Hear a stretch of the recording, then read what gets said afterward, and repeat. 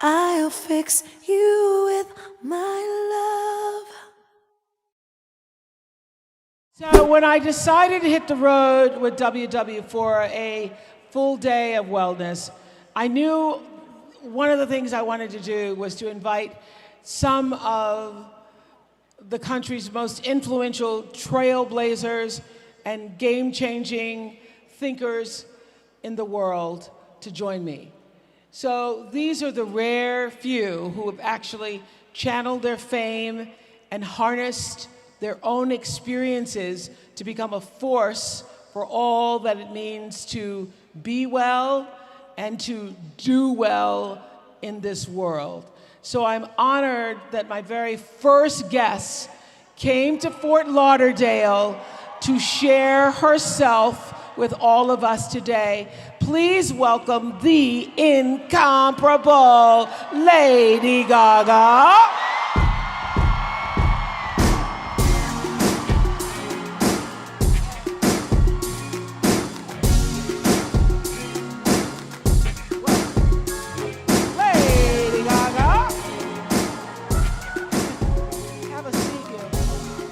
Looking at that L shoot.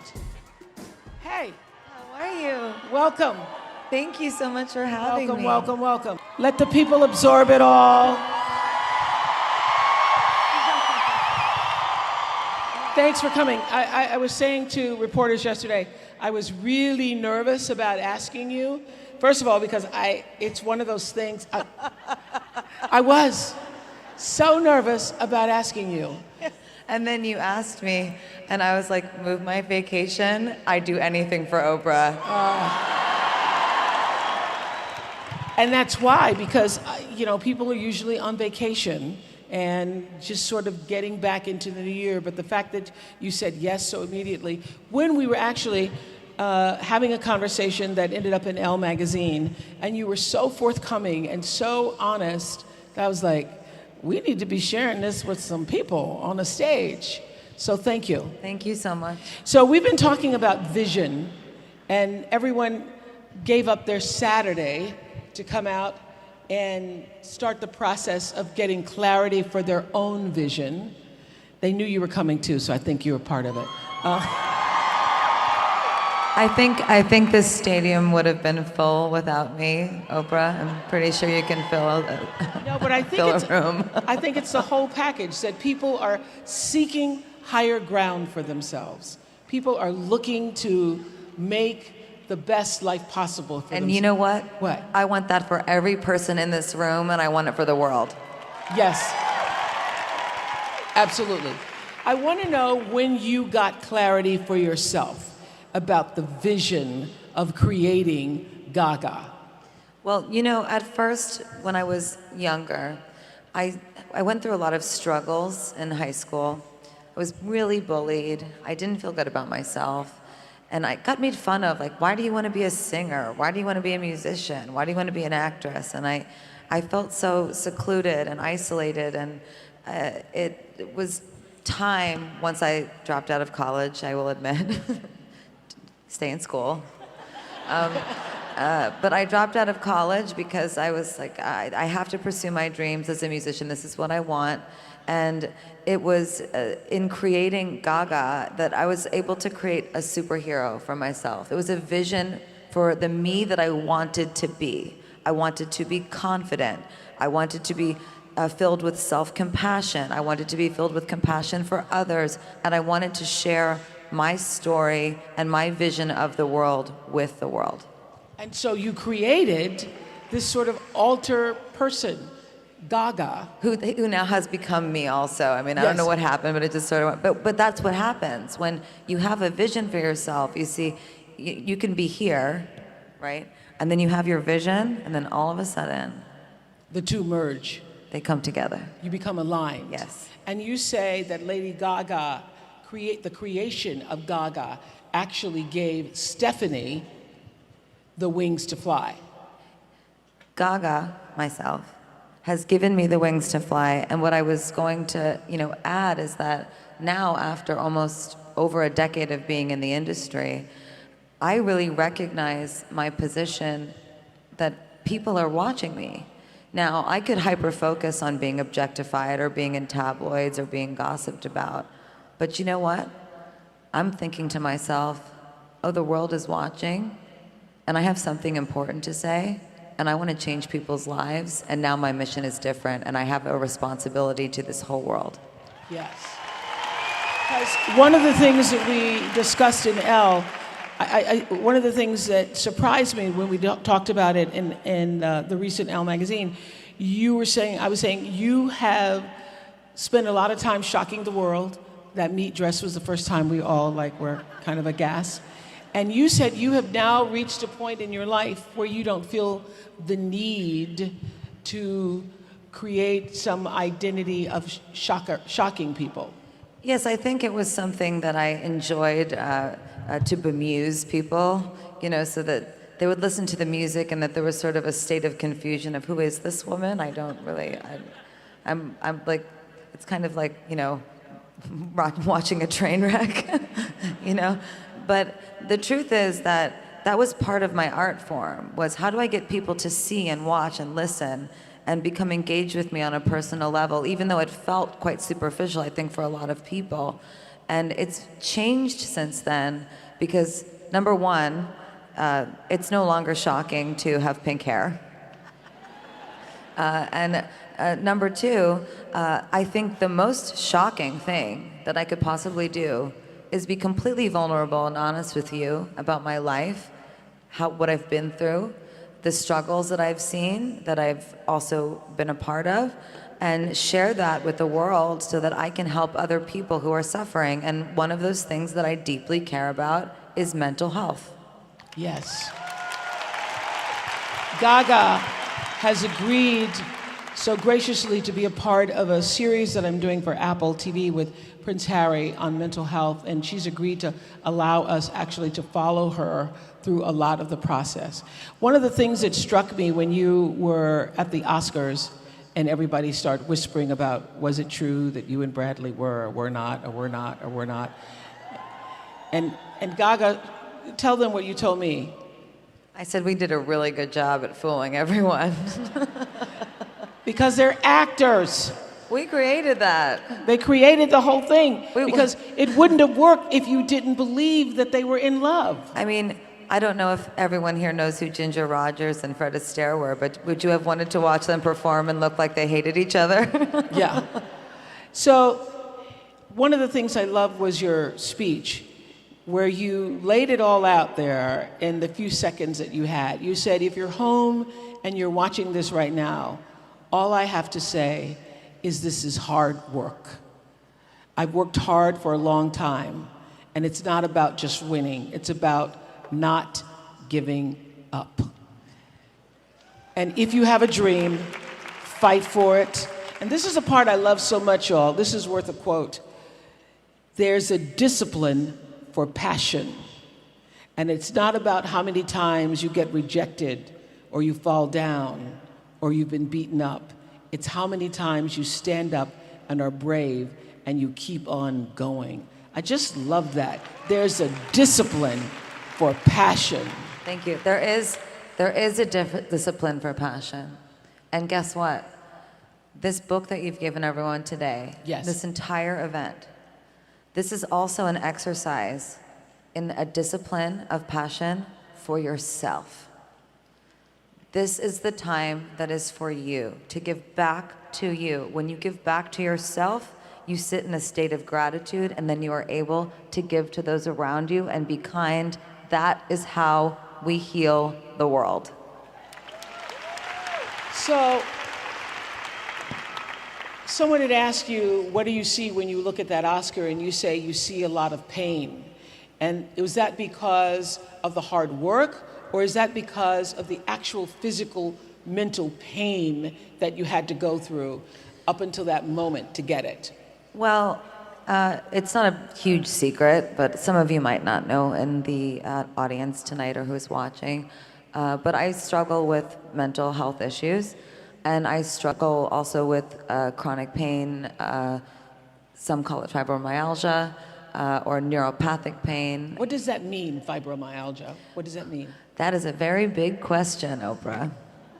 So fibromyalgia is essentially a chronic pain condition that makes your body hurt through your brain.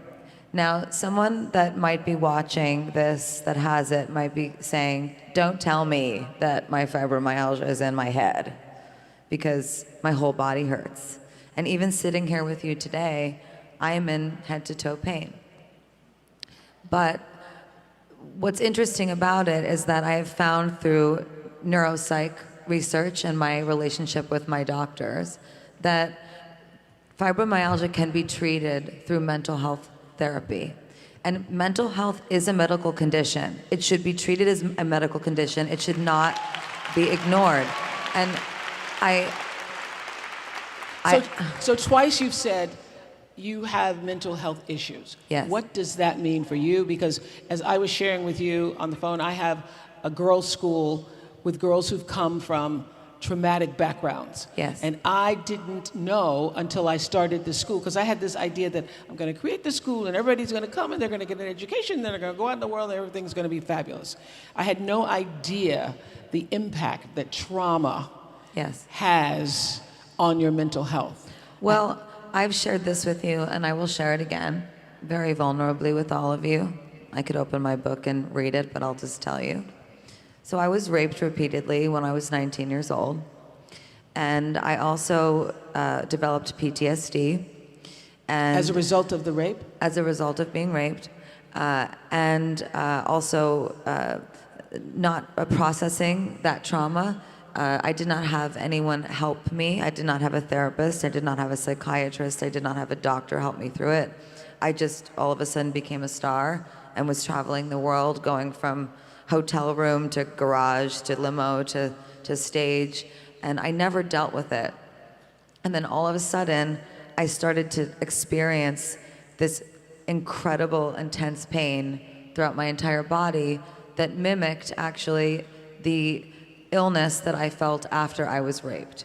So what that is Were you called, raped by someone you knew? I was raped by someone that I knew repeatedly, and it was a trauma response. So when you asked me about what fibromyalgia is, what I would like for you to know and to shine a light on is that many people don't know what it is, and we need to all get together and figure this out. And this is how we're going to do it. There's the neuropsych aspect. There's also an immunity aspect, that where there is a possibility that the immune system has something to do with fibromyalgia or trauma response or neuropathic pain, whatever you want to call it. And there's also some similarities in my condition to autoimmune diseases, but fibromyalgia is not an autoimmune disease. So what I take an oath as a commitment today with you is it's 2020, and for the next decade and maybe longer, I'm going to get the smartest scientists, doctors, psychiatrists, mathematicians, researchers, and professors in the same room together, and we are going to go through each problem one by one, and we are going to solve this mental health crisis.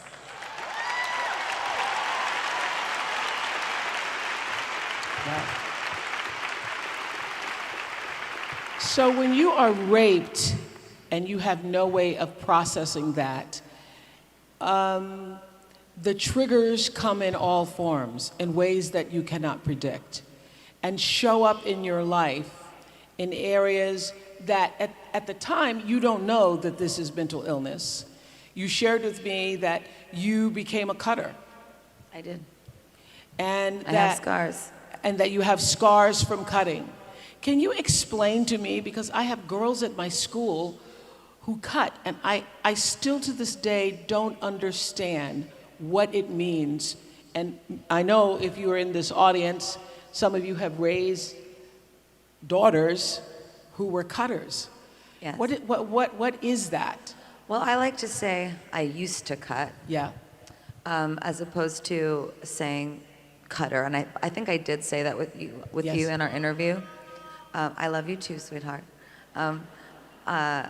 I like to say I used to cut as opposed to I am a cutter, because then that I identify with it. Yeah. And that's not healthy for me. And when you speak things out into existence, you're feeding back something to your brain that you don't want to. Right.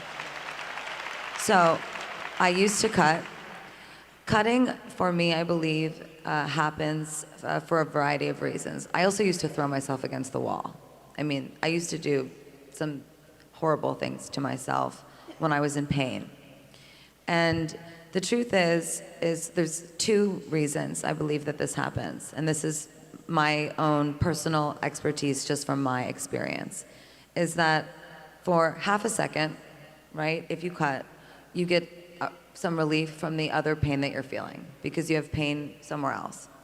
But then after, what happens is then you see the blood, and then you feel chaotic, and then you spiral more and more out of control, and it is actually not helpful in any way, and it is going to make your spiral worse. It will make the neurotic state that you're in something that is going to be prolonged instead of shortening the amount of time that you're in it.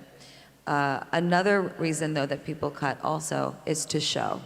And my mom and I always say with Born This Way Foundation, tell me, don't show me. So sometimes I would cut because I didn't want to feel pain, and other times I would cut because I wanted to show people that I was in so much pain, That you were in pain. that I needed help. Yeah. And so, when you were speaking on stage at the Oscars about working, it's not about winning, it's about never giving up. All the times you were beaten up and you kept getting up. What kept you getting up? All of you.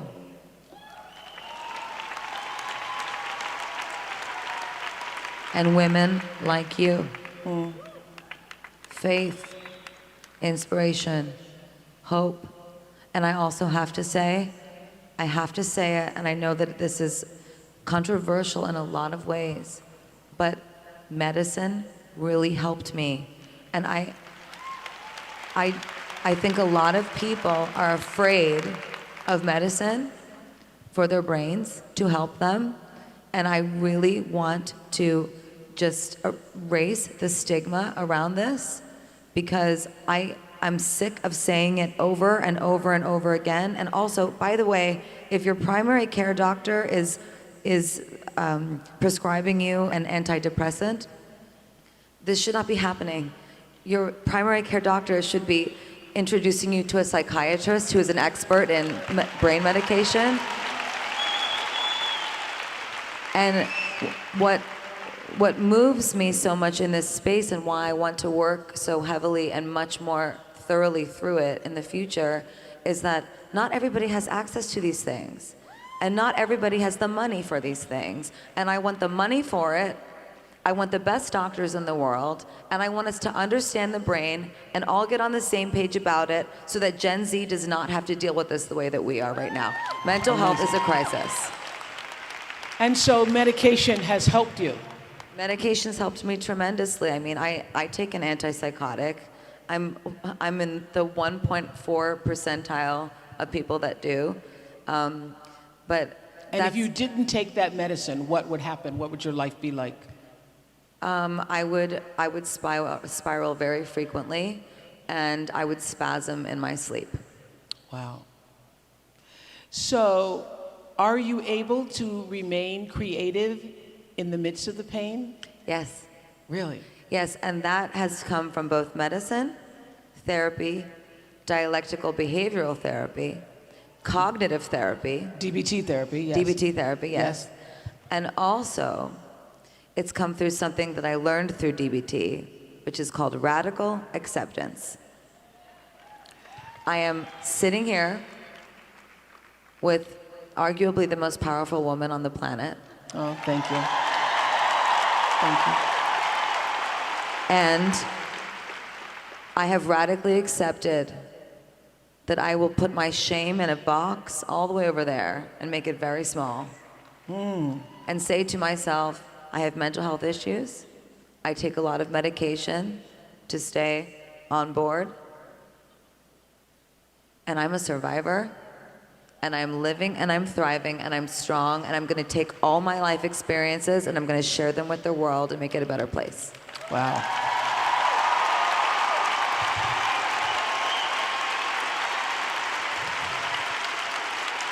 which is what we've been talking about today, that you can't move forward with anything in your life until there is actual radical acceptance. You have got to, listen, I needed like a glass of wine when they told me this. I remember sitting with my doctor. His name's Andy. And Andy's like, you need to radically accept that you're gonna be in pain every day. And I was like, are you kidding me? I was like, that's how I'm gonna heal? It's just by accepting that I'm gonna feel awful all the time. I'm gonna be in head to toe pain constantly. And he said, you have to radically accept it. And guess what? It took a little while, but I did. And you know what else happened after that? What? Slowly, the pain dissipated, slower and slower and slower. And then all of a sudden, I can function. Because I was on the couch, Oprah. I was laid out. I could not move. I was being assessed by doctors to see if they could I had a psychotic break. I told you this in our interview before. Yes. They were just trying to see if they could get me to move at one point. And radical acceptance was key. Also being open to taking medicine, and also being open to talking about my trauma. And it's one of the hardest things that any human can face. And it's a lot easier to go home and have a bottle of wine, or 2 or 3, right? Like just numb it all away. Right. Or dig deep. Well, I think this idea of radical acceptance applies to every crisis, every difficulty, every challenge in your life, is what I was saying earlier, that all stress comes from wanting something to be what it isn't, and it doesn't change until you first accept it for what it is, and then make a decision about what do I do next.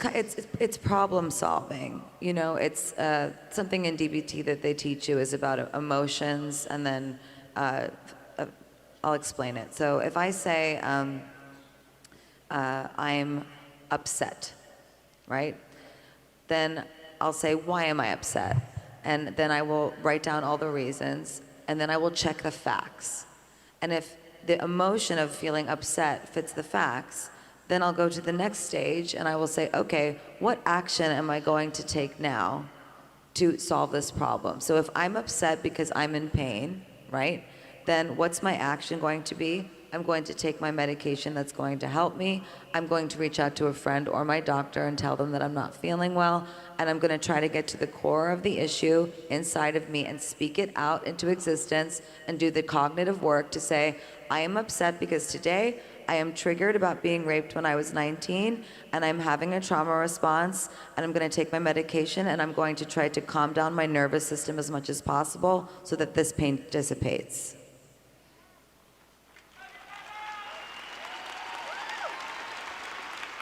And that's the process for you.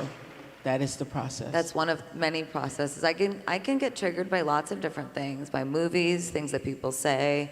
I could get triggered by this conversation. Yeah. I'm not. Whatever. Good. I don't want you to be triggered by this conversation. You know what I found interesting? You became famous really quickly, even though there had been so much work put into getting to the point where we then knew you and you became famous. And you made the decision, or have made the decision, that you're not interested in just fame, but you're also looking for impact. I want impact. I always did. I thought it was just through music at one point. I had some dreams of being an actress. And then it really was a spiritual awakening for me. I mean, I consider myself a spiritual, religious woman. I don't go to church every Sunday, but I do pray every day. I prayed like 8 times before I came out here with you. I was like, God, just tell me what to say. And the truth is that once I became famous, I thought to myself, well, I will, and I want to continue making music. I will and want to continue being in movies. But I want to help people. These people that come to my shows, I don't want to just take your money and sing for you. I want to help change your life. And I have all this life experience. And I can't, when I talk to God, right?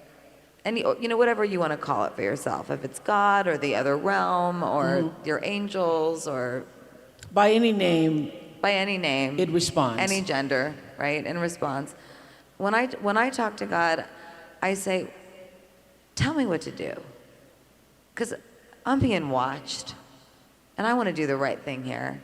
So tell me what to say. Tell me how to say it, and help me see the path. And if you show me that path, I will walk down it. And do you know what, Oprah? Look where that path has led me. I am sitting right next to you. It does it every time. Ask and you shall be given. What has been your greatest spiritual awakening? I think my greatest spiritual awakening actually has been quite recent. I think it's that I realized that I have the chronic pain that I have for a reason. And I don't mean to be like, God gave it to me, And I also don't believe in that, karma thing where, you're sick because you did something bad. Yeah. But I do believe that this happened for a reason. All the things I've been through, I think they were supposed to happen. I was supposed to go through this. Even the rape? Even the rape, all of it. I think I was supposed to go through all of these things. I radically accept that they happened. And I think it happened because God was saying to me, I'm going to show you pain.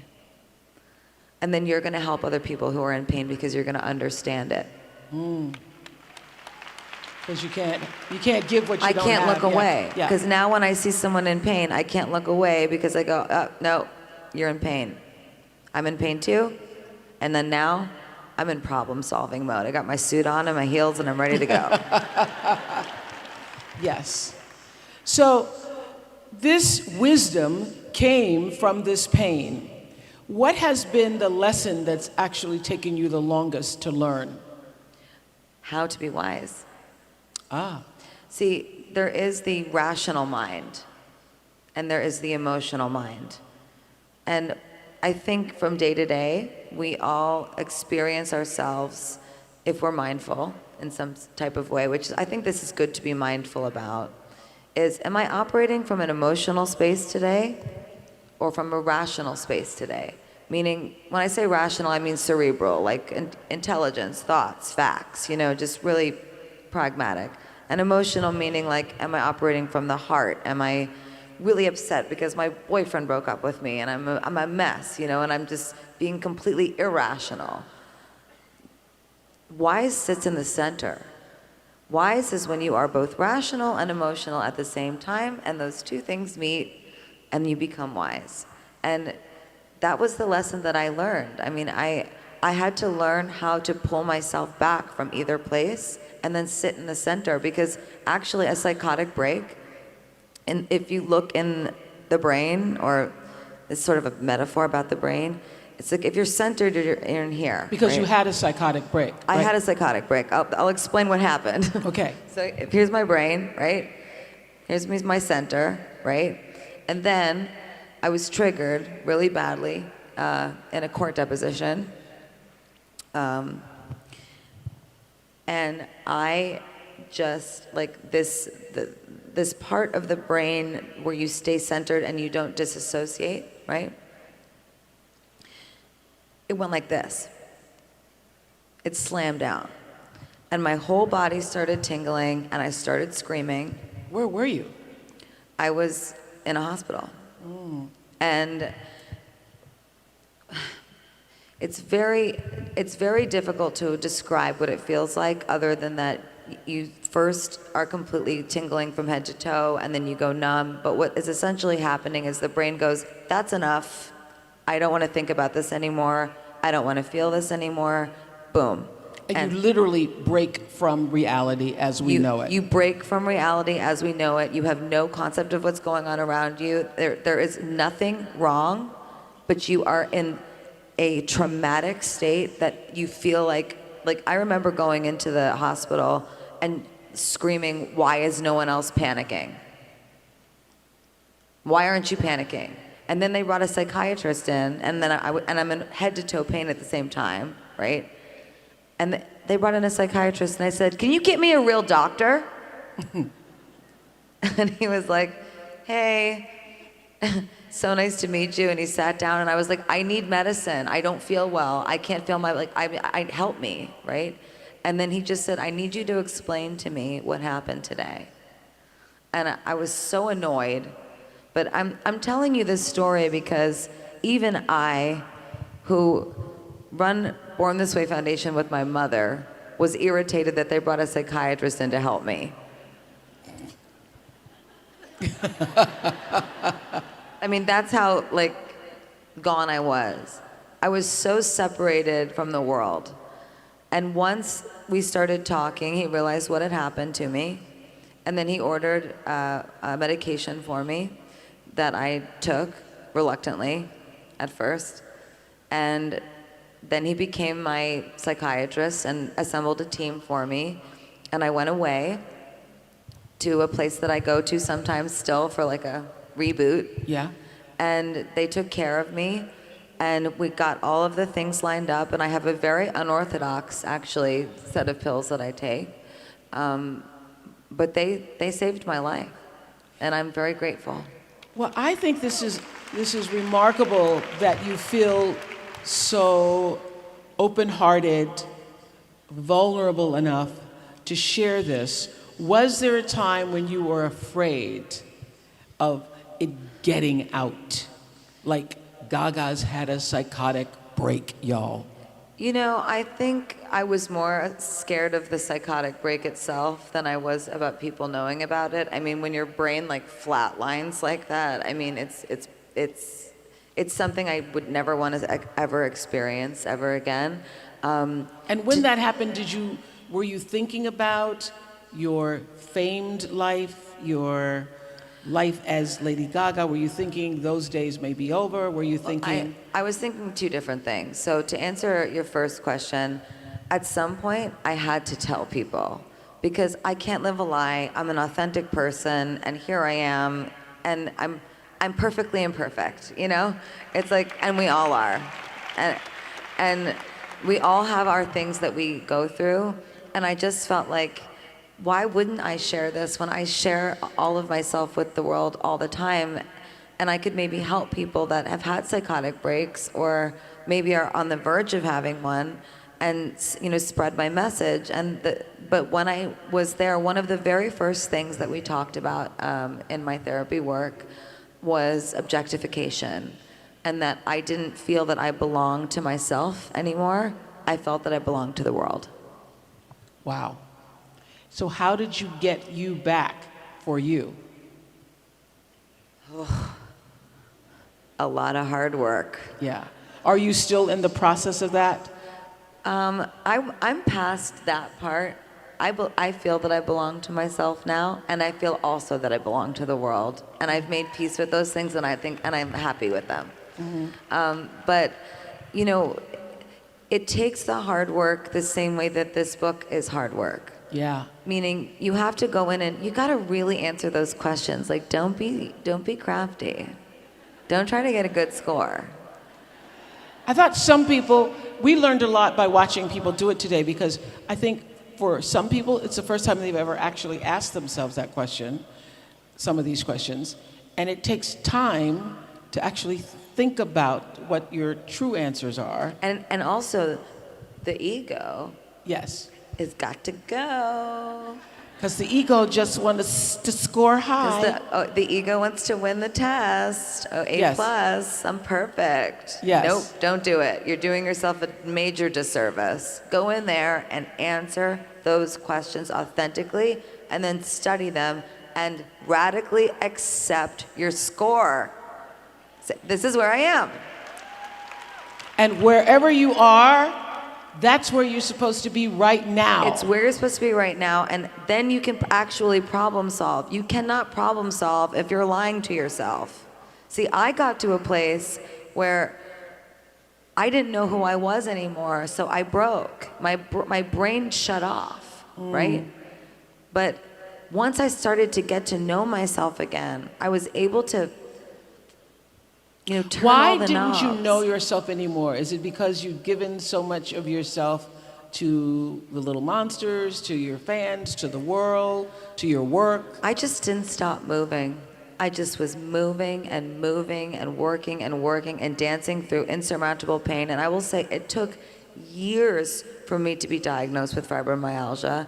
And even if you ask my psychiatrist, he doesn't even refer to it as that. He'll call it neuropathic pain or a trauma response. So I was going to the doctor all the time, getting like my whole body x-rayed, MRI'd, everything, for someone to tell me something was wrong. Like, tell me I have a herniated disc or something.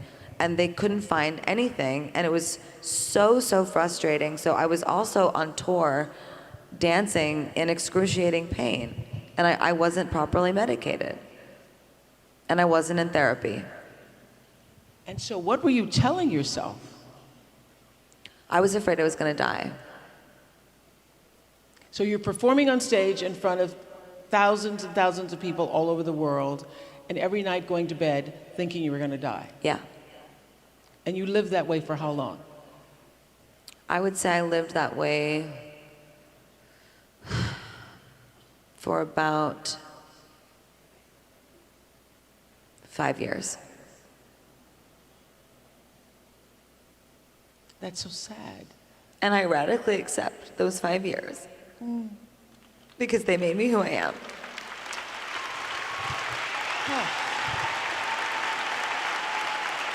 I get that. I get that, but it also feels, Gaga, so lonely. You know, I think we live in this Instagrammed world where everybody wants to be famous and they want to post their lives as they want us to think that it is.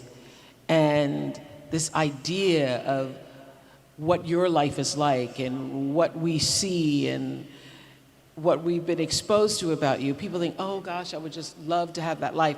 You can't have this life unless you're willing to have every part of this life, including the rape, right? Yep. You have to have take it all. Well, including the rape and also no one wanting to help me. Yes. You know, in an industry where everyone has someone on each other, so no one wants to help you out. Really? Oh yeah. No one wanted to help me. No one wanted to help me go after that person, to put that person where they belong, which is jail. Yeah. And I'm not ashamed of it, but I, you know, through the whole Me Too movement, have made the personal choice not to say who it is, because I choose to not relive it. And that's my personal choice, and I hope that the world respects that. Yes.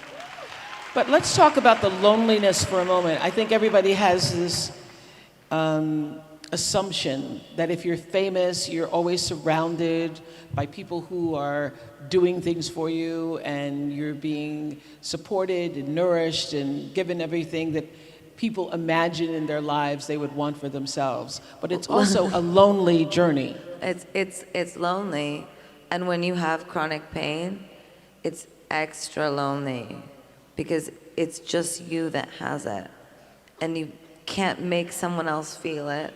You feel completely alone. And let me tell you something.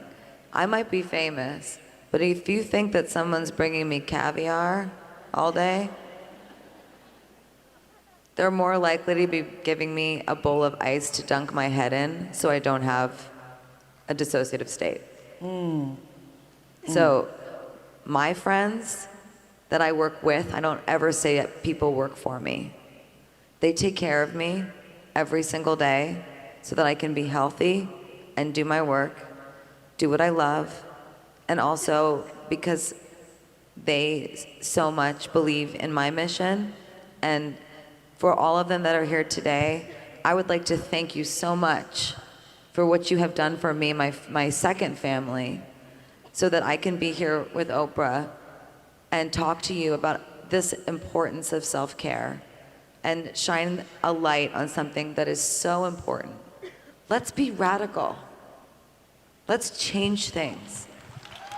So you had radical acceptance, and what you just mentioned, looking at yourself from the point of view of, I just said to a reporter yesterday, giving more love to yourself. How did you learn to move from radical acceptance to radical love for yourself first?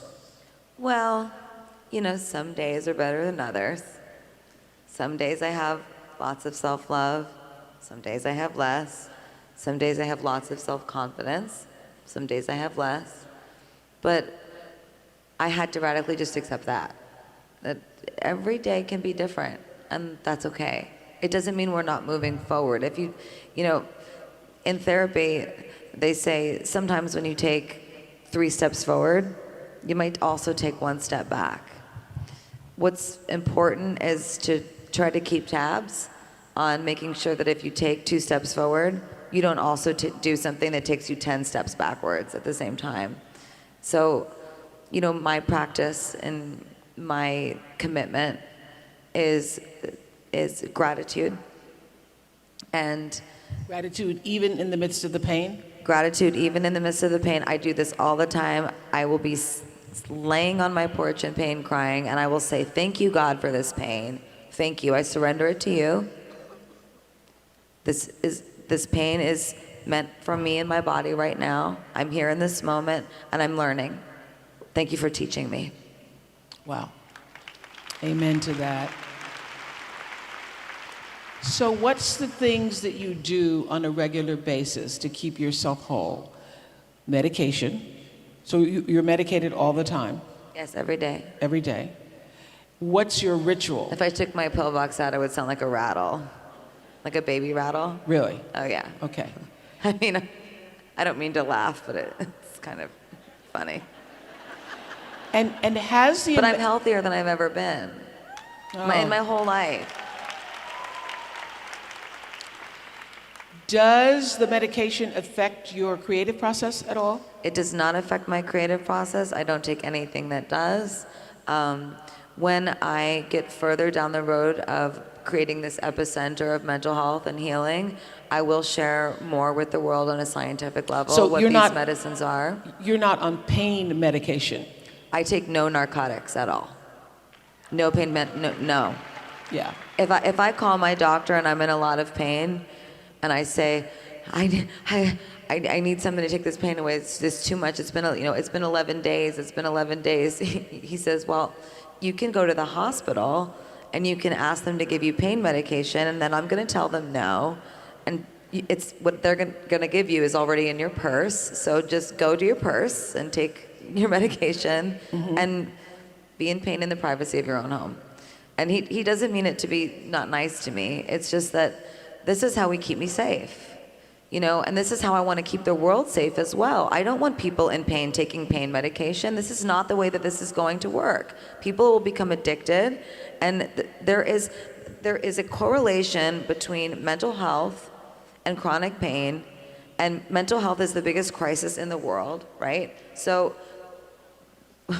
what's happening is while mental health is the biggest health crisis that we have, right? There's also chronic neuropathic pain being produced by this. So I want to just be clear, because I don't want people leaving here today saying, you know, she's on drugs. I want to be very clear. So you're on antidepressants? I'm on antidepressants. I am on a medicine called methylcarbamol, and I am on an antipsychotic called olanzapine.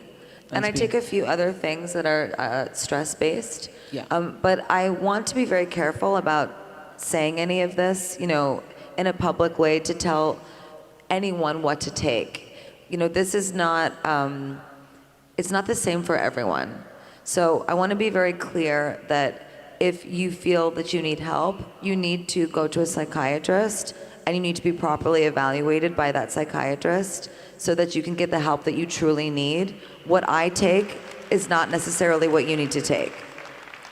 And did you have to go through a series of different drugs until you got the right one? Because I know a lot of times I've been with people. Yes, I did. I had to go through a series. And actually, one that helped me the most was a drug called modafinil.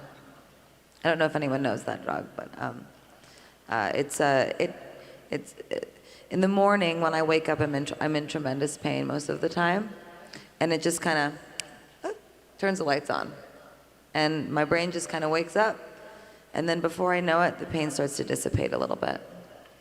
So, But no narcotics, no narcotics, no pain pills, no pain pills, no Xanax, not even a Xanax. not even a Xanax.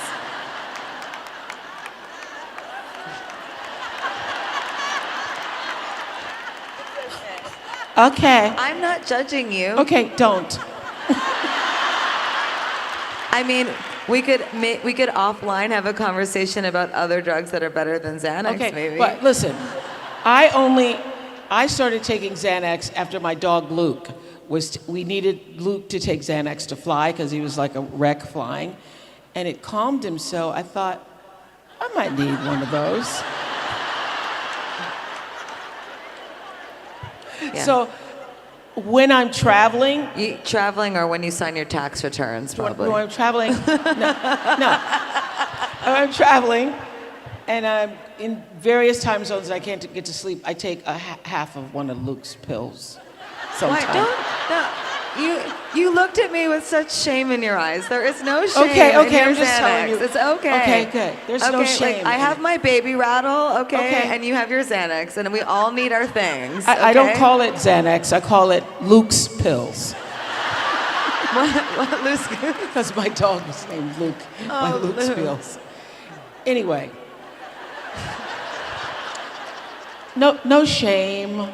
No shame. No shame. No shame. Actually, that is very important because, look, it might be a process, you know, and you might have to try this and then try that. But the important thing is that you're working with someone that's an expert in medicine. So please, when you leave here today, having heard from me about this, or anyone that's watching this later, you know, please leave knowing that I'm sharing my personal experience with you, but I am not prescribing you.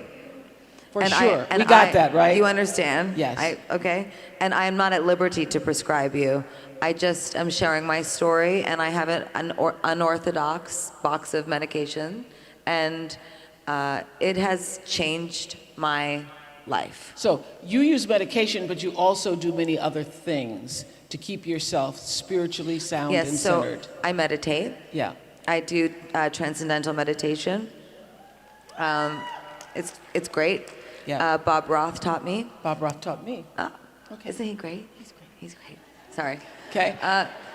So I do that, and when I slip up on it, you know, it's not the best because it's like it's better when I do. And sometimes I can be in a ton of pain and meditate, and it goes away. It's amazing. I also work out every day, but I also listen to my body. So if I'm in a lot of pain and deep stress, I might not do either as hard of a workout, or I might, you know, not work out at all. I do listen to my body, and I listen to what it's telling me. I do talk therapy, dialectical behavioral therapy, and I also do lots of other things like opposite action, for example. So let's say you're feeling really depressed and you're at home and you've been at home for 7 days straight and you just can't leave the house, and you practice opposite action. Someone invites you to go somewhere, or you reach out to a friend and you say, hey, you want to play a game of poker? Get up, get in your car, and go. Opposite action. That's something that I do all the time. So you're actively working on yourself all the time. All the time, I actively work on myself. I have to. If I don't, I will sit and I will be in pain all day. So when is the process of creating LG6 happening?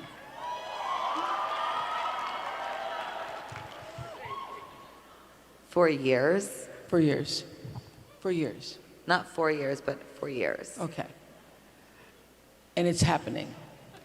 Uh-huh. Okay.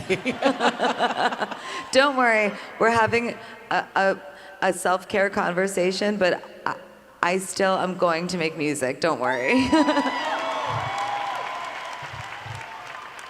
Because we were talking earlier, I was talking earlier to Julianne Hough, and she said that dance is her superpower. Oh, yeah. Your superpower is music? You know, I think I have a few superpowers. I just haven't used them all yet. I'm getting ready.